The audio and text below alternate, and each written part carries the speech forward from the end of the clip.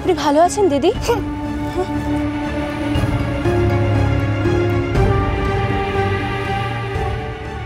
আচ্ছা টুসুর মা আমার সাথে এরকম ব্যবহার কেন করলো? মানে মিনা দিদি তো আমাকে চেনে, তাহলে আমার সাথে কথা বললো না কেন?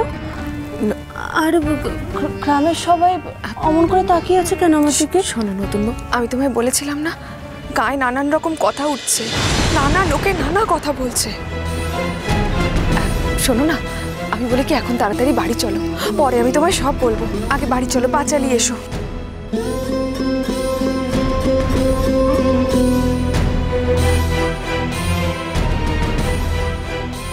ও বাবা, দেখো গো নবাব নন্দিনী ফিরে এসেছে গো।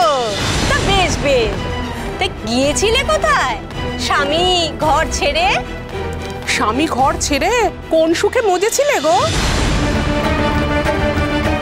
কি এসব আপনারা কি বলছেন? ন্যাকা কিছুই যেন বোঝে না। এই চলো গো চলো, গায়ের সবাইকে খবরটা আগে গিয়ে দিই। সর্বগুণের অধিকারিণী সর্বাণী আবার গায়ে ফিরেছেন। চলো চলো।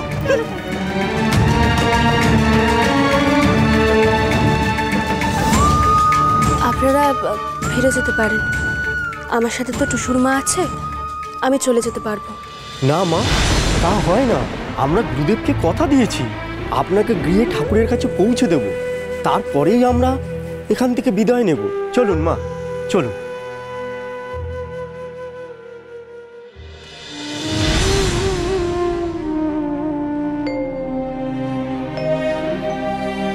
আশার আশা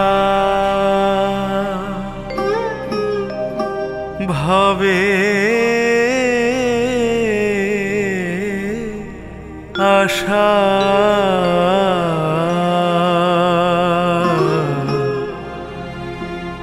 আশা মাত্র হলো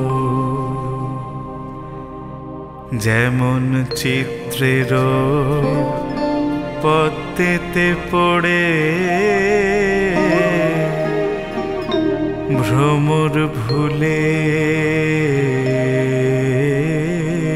রলো আশার আশা ভবে আশা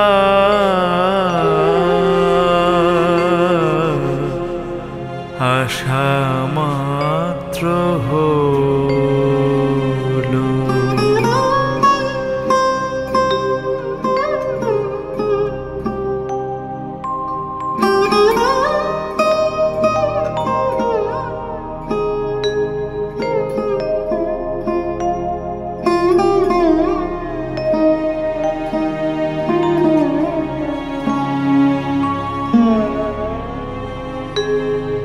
নিম খাওয়ালে চিনি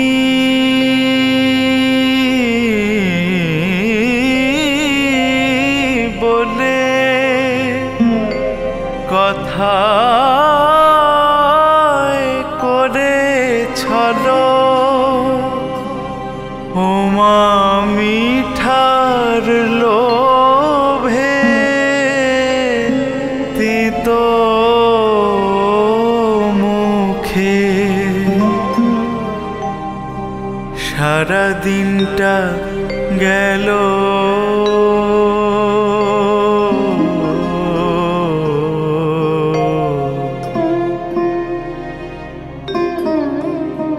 আশা মাত্র হলো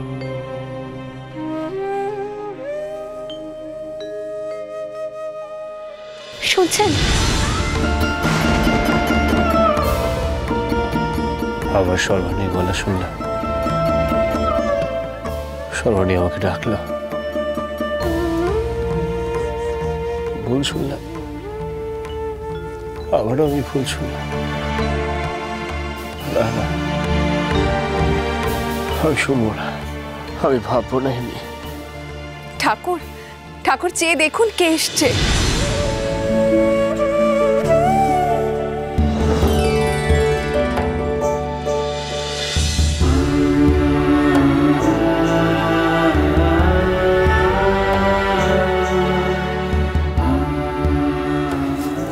আপনি আপনি ফিরে এসেছেন রামদুলাল। রামদুলাল, রামদুলাল, আমার রামদুলাল। ভজনা, দুঃখীরাম, কোথায় গো তোমরা? একবার এসে দেখে যাও, বাবা সর্বাণী রামদুলাল ফিরে এসেছে। দুঃখী, রামপ্রসাদকে দিনের বেলা তো স্বপ্ন দেখছে। হ্যাঁ, কি হলো বল দেখি। পৌঁছান, দেখো ভজনা, দেখো কে এসেছে, দেখো একবার। এবার আর মিথ্যা নয়, সত্যি সত্যি সর্বাণী ফিরে এসেছে। পৌঁছান, তুমি এতদিন কোথায় ছিলে? হ্যাঁ, আপনারা কেমন আছে সেটা আগে বলুন। ভালো আছি আমরা সবাই। তুমি কেমন আছো বলো? কিন্তু পরমেশ্বরী কোথায়? আছে আছে, ও ভেতরে আছে। দাঁড়াও, আমি নিয়ে আসছি। তুমি দাঁড়াও, আমি নিয়ে আসছি। যাও যাও। আপনারা ঠিক আছেন তো? আমি তো কত চিন্তায় ছিলাম আপনাদেরকে নিয়ে। পরমেশ্বরী, দেখি আমার কাছে আমার পরমেশ্বরী মা।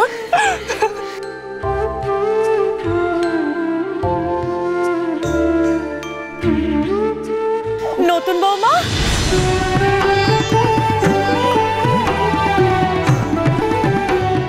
নতুন বৌমা, তুমি ফিরে এসেছো মা, ফিরে এসেছো। মা, রামহরি ঠাকুর আপনারা? থাক মা, এই তো হারানিতে খুঁজে পেলাম মা গো। রামদুলাল, জন্মের পরই তো চলে গেলি বাবা। আয় বাবা, আমার কোলে আয় বাবা। ও আমার বাবা, এ কদিনে কত বড় হয়ে গেছি। নতুন বৌমা, আচ্ছা তোমরা কোথায় চলে গিয়েছিলে মা? কি হয়েছিল আমাদের সবটা একটু খুলে বলো দেখিনি। আমরা কোথাও চলে যাইনি মা, আমাদেরকে নিয়ে যাওয়া হয়েছিল। কি নিয়ে যাওয়া হয়েছিল? কে নিয়ে গিয়েছিল?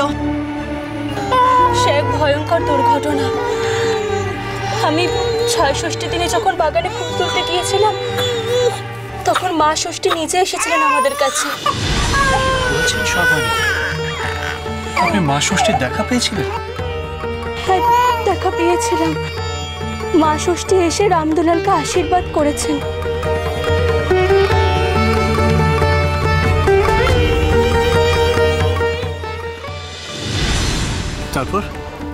তারপর কি হলো?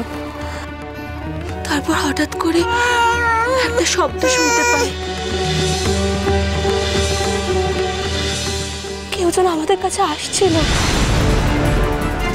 কে? কে কে আপনি? আমি তান্ত্রিক চন্দ্রচূড়। তুই আমার নজরে পড়েছিস, আর তোর রক্ষে নেই। চল চল আমার সাথে চল। আপনার সাথে যাবো মানে? কোথায় যাবো আমি? আমার ভৈরবী হয়ে থাকবি তুই। আমি তোকে অনেক অনেক সুখ দেবো, ঐশ্বর্য দেবো। চল চল আমার সাথে চল।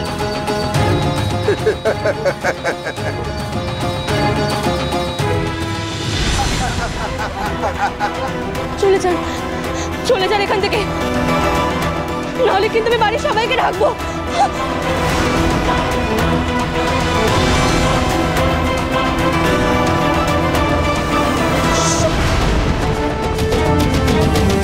আমি চেষ্টা করছি, কিন্তু আওয়াজ বেরোচ্ছে না কেন?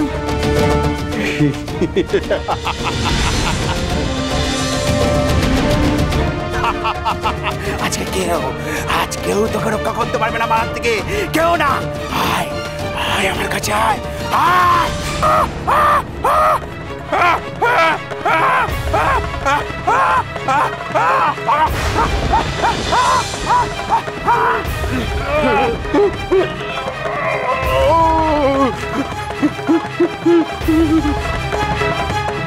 মানুষ হত্যা আমাদের গুরুদেবের নীতি বিরুদ্ধ, তাই আজ আমরা তোকে ছেড়ে দিলাম। এখান থেকে চলে যা।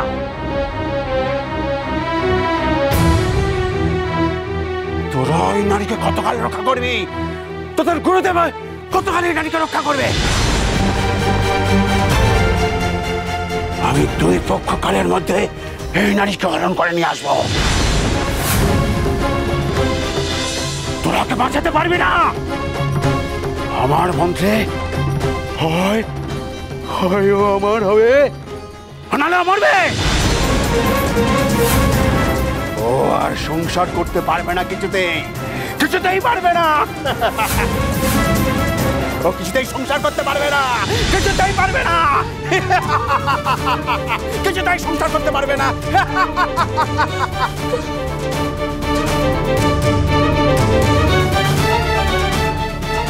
তুমি ভয় পেও না মা, তোমার কোনো ক্ষতি হবে না। আমাদের গুরুদেব কৃষ্ণানন্দ আগমবাগীশ থাকতে তোমার কেউ ক্ষতি করতে পারবে না। তবে এখন কিছুদিন তোমাকে আমাদের গুরুদেবের কাছেই থাকতে হবে। চন্দ্রচূড়ের মন্ত্রের অশুভ প্রভাব তোমাকে কাটাতে হবে। তুমি তোমার সন্তানকে নিয়ে আমাদের সাথে এসো। তারপর আমি কিচ্ছু জানি না, কিচ্ছু না। আমার যখন জ্ঞান ফিরল, গুরুদেবকে চিনতে পারছিলাম না।